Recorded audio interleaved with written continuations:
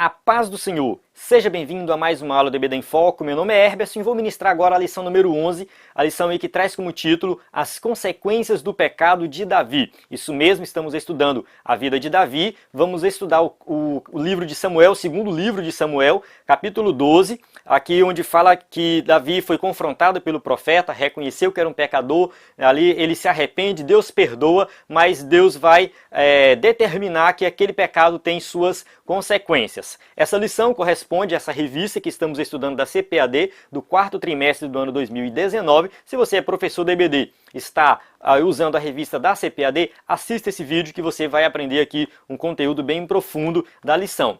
Vou explicar como que funciona esse vídeo, o que você vai ver nesse vídeo.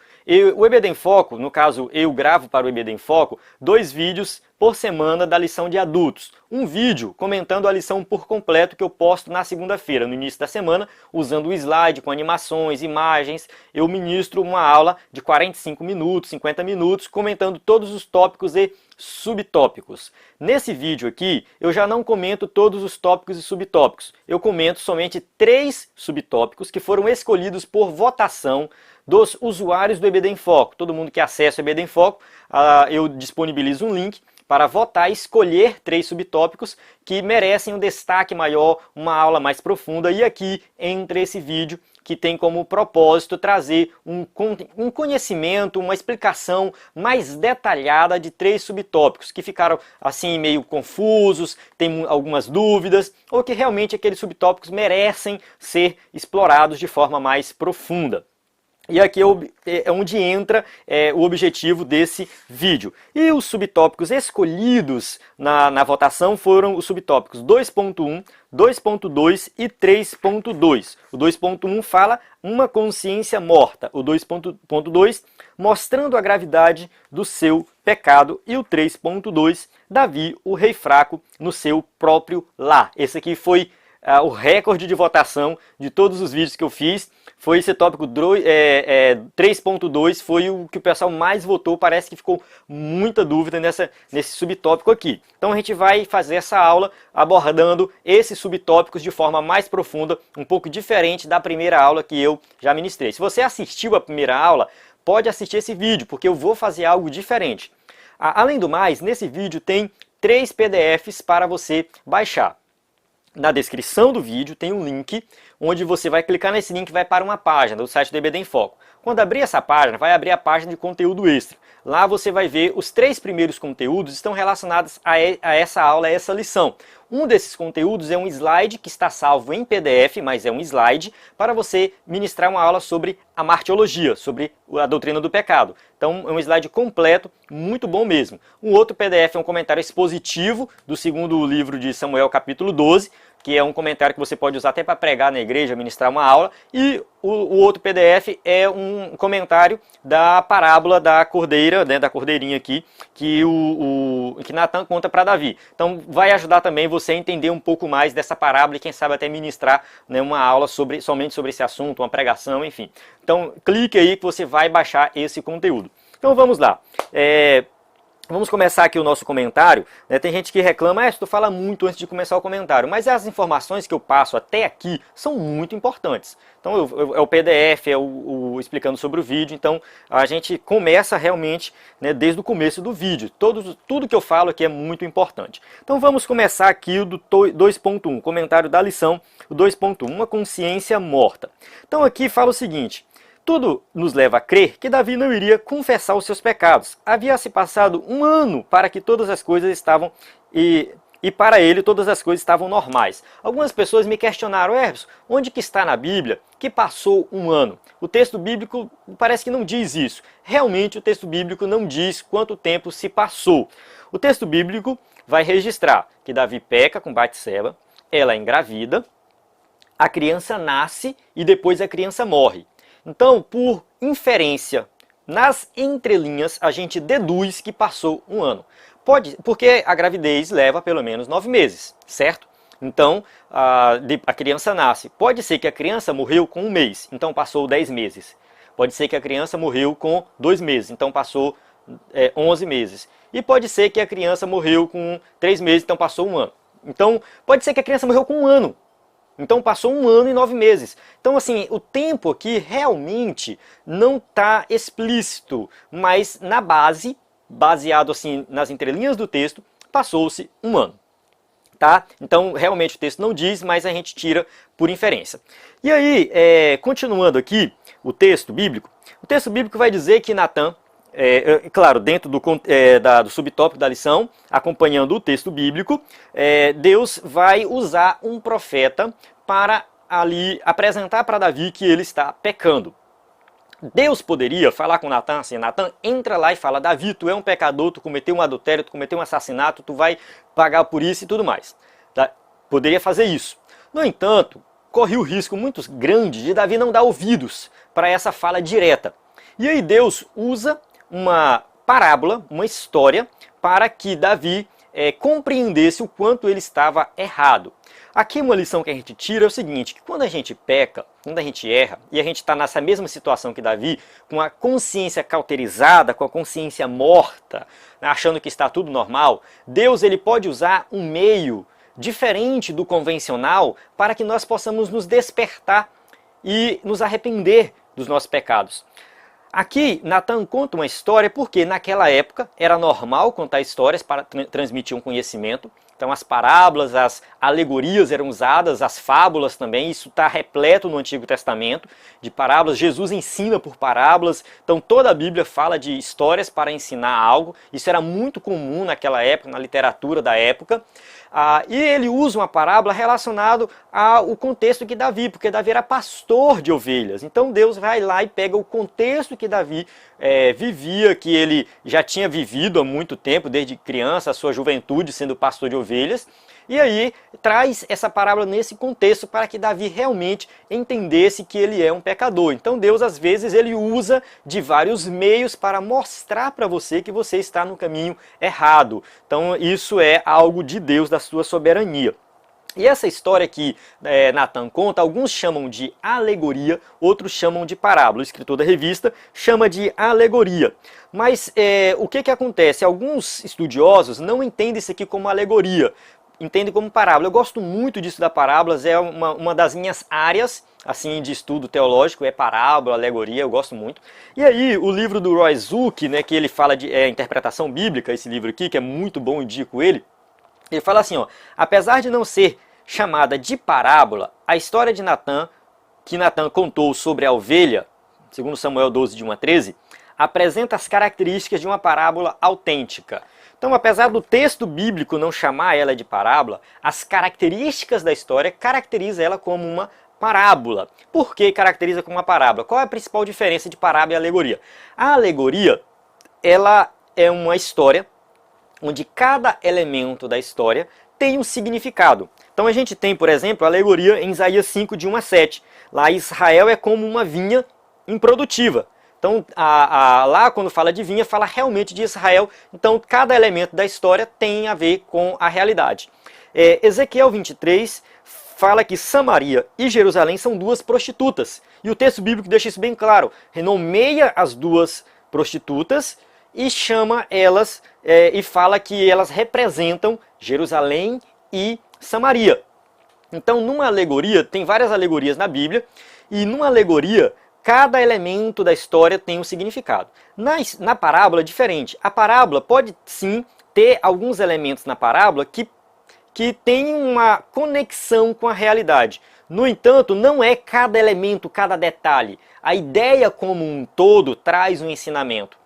Então nessa história que Natã conta de um homem rico que tinha muitas ovelhas e aí recebe um viajante, e em vez dele pegar a ovelha que ele tinha, uma das ovelhas que ele tinha sobrando ali e matar e dar de comer para o seu viajante, não, ele vai lá na casa do homem pobre que tem apenas uma cordeirinha, que cuida como um filho, coloca no colo. Então esses detalhes aqui são detalhes que mostram o contraste entre esses dois homens, um rico, um pobre, um que tem muito, outro que tem pouco. E esses contrastes têm relação com a realidade, né? Que no caso Davi era rico, era rei, tinha muitas mulheres, enquanto isso Urias era um homem talvez pobre, um soldado, tinha somente uma mulher, então traz esse contraste. E aí esse homem rico vai lá e pega essa única cordeirinha, mata ela e dá de comer para o viajante. Então, você não pode dizer que cada elemento da parábola tem a ver com a realidade, porque Batseba, que seria a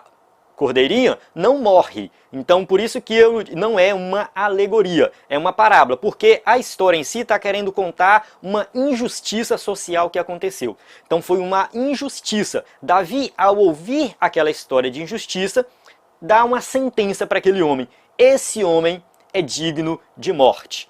E ele tem que restituir 4 vezes mais aquilo que ele roubou, porque isso estava na lei. Então, Davi, ele chega com uma sentença muito cruel para aquilo, porque a lei não dizia que aquele homem deveria morrer. A lei dizia que ele deveria devolver 4 vezes mais, mas a morte não estava previsto nesse caso aí dessa história. Só que quando Davi fala isso, Davi está colocando a sentença para ele mesmo, porque Natan já fala de imediato, esse homem é você. E aí é onde a gente entra o tópico 2.2. Então o 2.1 e o 2.2 estão misturados aqui, né? Eu vou fazer tudo junto. E você pode ir até o 2.3, porque tem a ver com a mesma história, tá? E aí, quando Davi vai lá e fala que aquele homem é digno de morte, Natan fala, esse homem é você. E aí Davi cai em si e reconhece que ele é pecador. Reconhece que ele de fato pecou contra Deus e ele estava acusando, sentenciando ele mesmo, dando a sentença para ele mesmo. Acontece o seguinte, que ele não morre, Davi não morre. A lei dizia que um homem que cometesse adultério, ou uma mulher que cometesse adultério, um homem que cometesse adultério com uma mulher casada, e a mulher, né, que também cometesse adultério, com qualquer situação, eles morreriam. Então era assim, cometesse adultério, tinha que morrer. No entanto, Davi não morre. Davi, ele não é aqui apedrejado, a sentença de morte não é aplicada para Davi. E aí entra uma complicação, onde muitas pessoas vão questionar por que Davi não morre, sendo ele um adúltero. Por que Davi não morre se a lei dizia que ele tinha que morrer? E na verdade, para complicar um pouco mais, o filho que nasce daquela relação morre. O filho que nasce daquela relação, ele vai ser ferido por Deus. A Bíblia diz que Deus feriu aquela criança e aquela criança acaba morrendo. E aí muita gente fala, Herberson, e agora? Muita gente questionou isso aí, colocaram nos comentários do primeiro vídeo, o que está acontecendo, por que a lei não foi executada.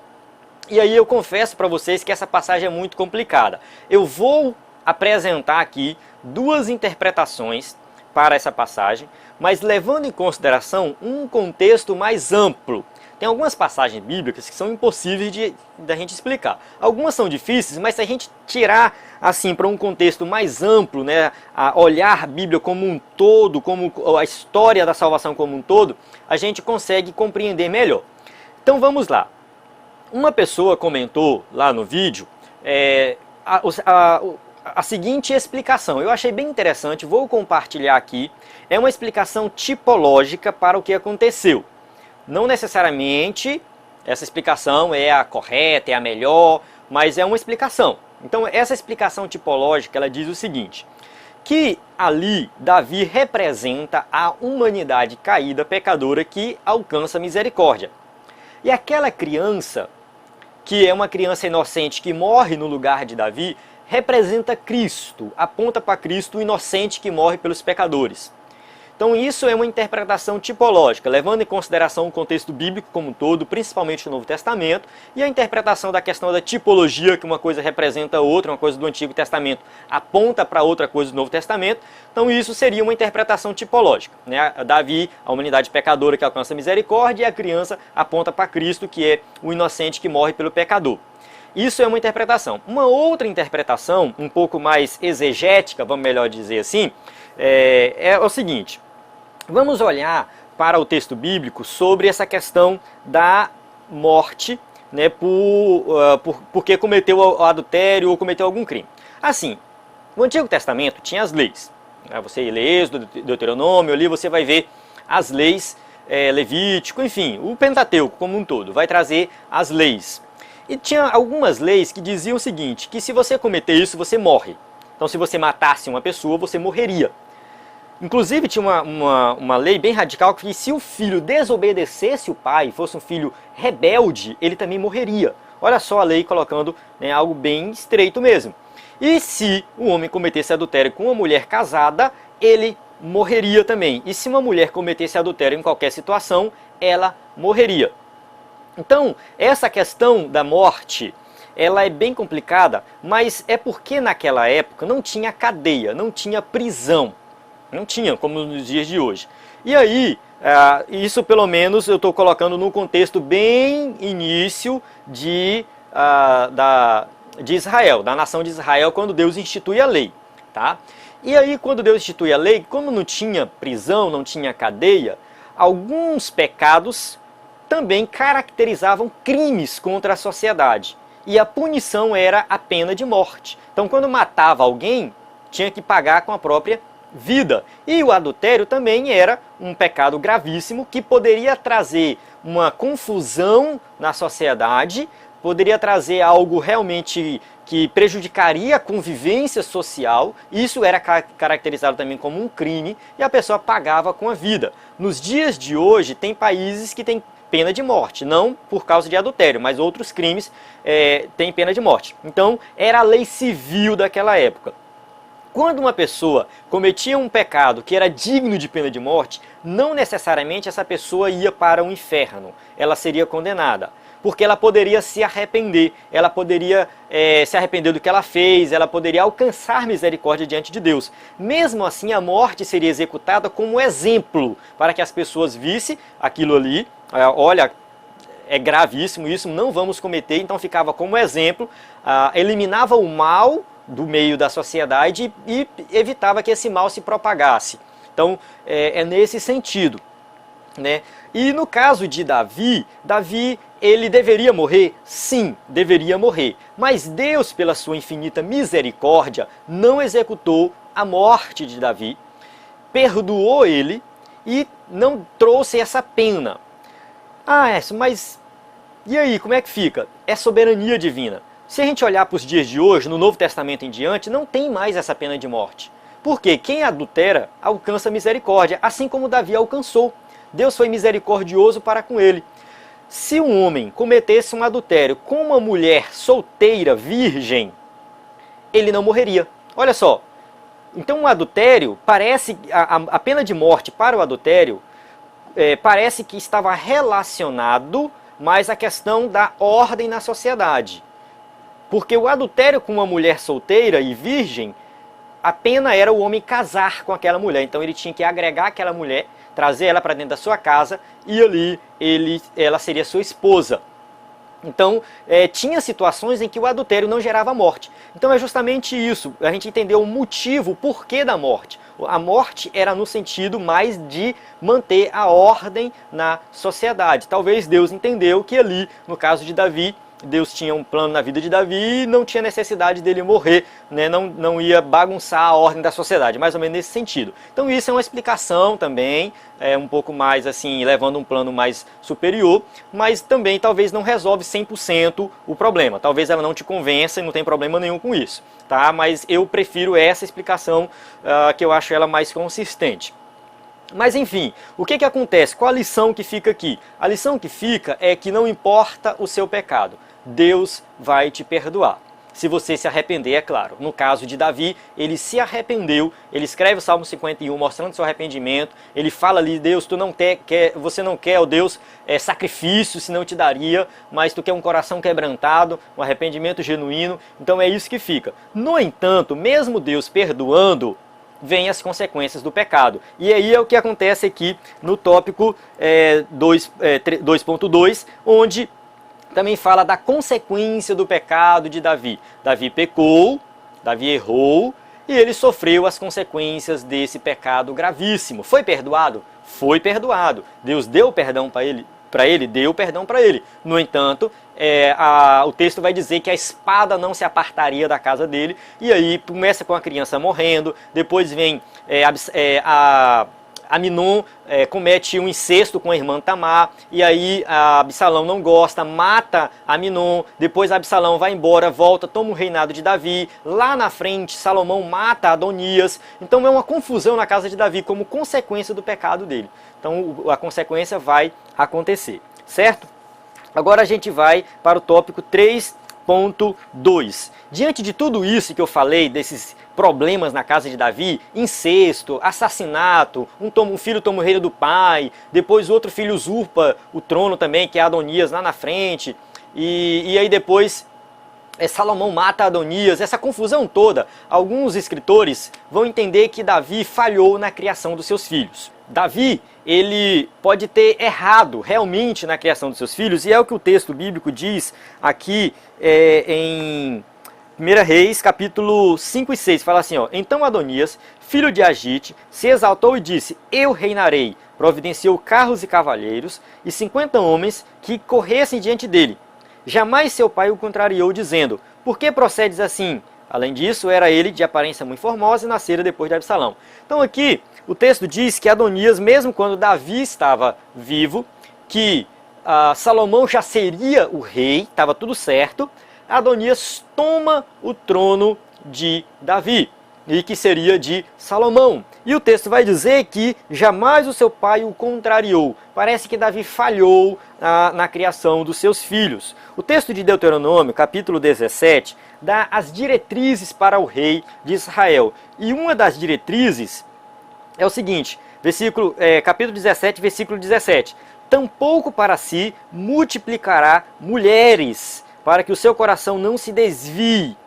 Então, parece que Davi quebrou essa diretriz do rei, que o rei deveria seguir, não ter muitas mulheres. E Davi teve muitas mulheres. Então, várias mulheres, várias concubinas, teve vários filhos. O texto bíblico vai registrar aí, parece que um pouco mais que 20 filhos de Davi, mas ele pode ter tido mais de 20. Então, como que cria tanto filho?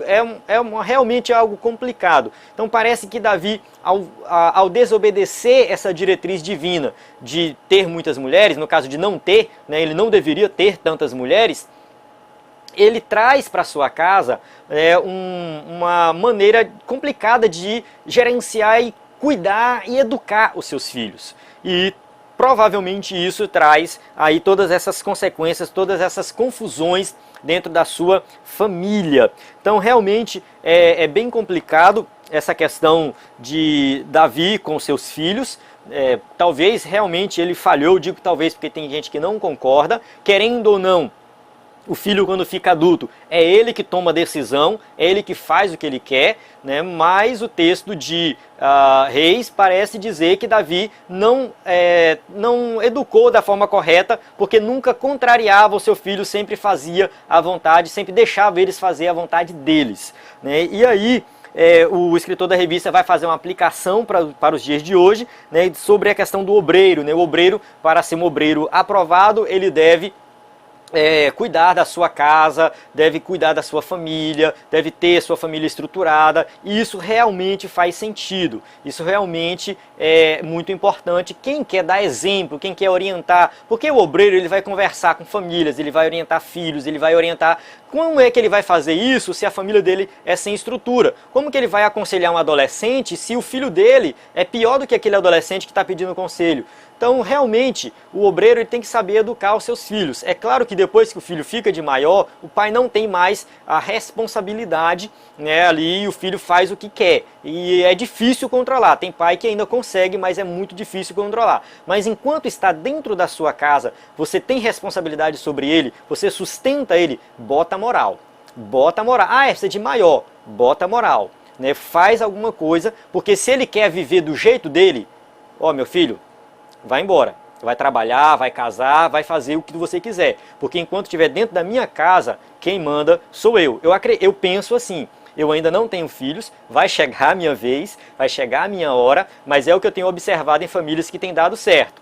Né? O pai educa, cria, é assim, assim, assim, assado. Quando chegou na maioridade, não quero mais saber da igreja, não quero saber de Deus, então, toma o teu caminho.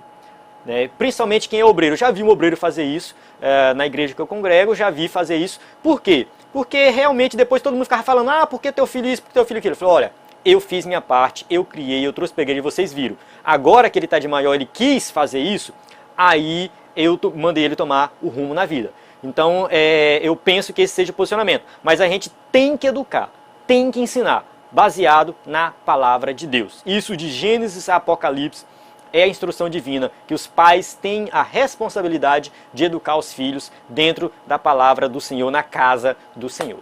Amém? Então encerro aqui, peço desculpas se tiver ficado muito longo, se ficou um pouco confuso, mas a gente vai tentando melhorar com o tempo. Realmente são temas complicados e eu não gosto de ficar muito no superficial, gosto de ir um pouco mais a fundo. Talvez não fui tanto quanto você imaginava, mas qualquer coisa deixe seu comentário, deixe sua participação. A gente está aqui para fazer o melhor, ore por esse projeto, para que Deus possa abençoar e possa continuar sendo cada vez mais produtivo para você. Amém? A paz do Senhor, até a próxima aula.